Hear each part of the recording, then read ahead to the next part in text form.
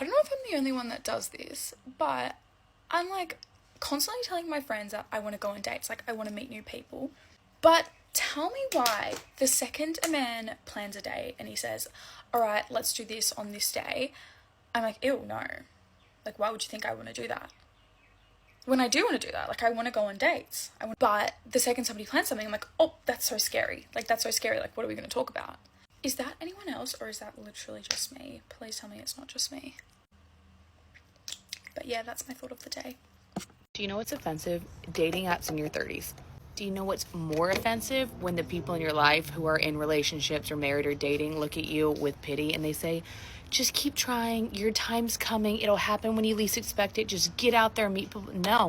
Have you been on Hinge lately? Have you been on Hinge in 2025? If the answer is no, you are not allowed to give me your opinion. Like, I'm 31, and this whole meeting people organically out and about thing, I just don't think it exists anymore. I don't think people communicate in person. So we've been trying the dating apps. Let's start by Hinge. Offensive. The most offensive thing is when the little prompt comes up on Hinge and it says, we think you two are the most compatible, and then you see who they're thinking you're compatible with.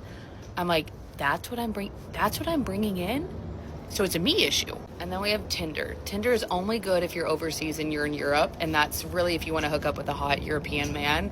They are very sexy. But like in America, you're going to get kidnapped and you won't be alive if you go on Tinder. And then we have Bumble. Bumble's a lot of work. I don't like to do all the work. I feel like I have to do so much work in my real life as a girl. No, I don't want to message you. I'm sorry.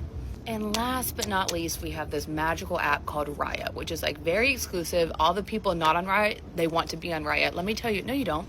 You don't want to be on Riot. They're matching you with people in Dubai, people in freaking Australia, people in Europe.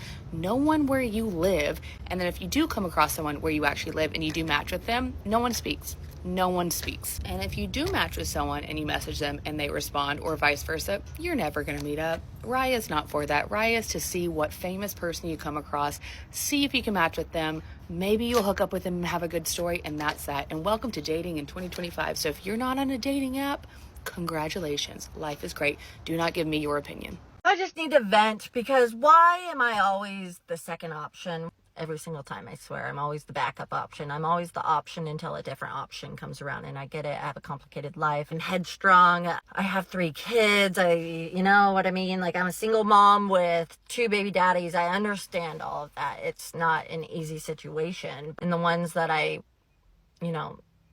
want to give me a chance, they just treat me like shit. And then the ones that I'm not interested at all, those are the ones that are like, there's some of us out here that are trying and you just aren't giving us a chance.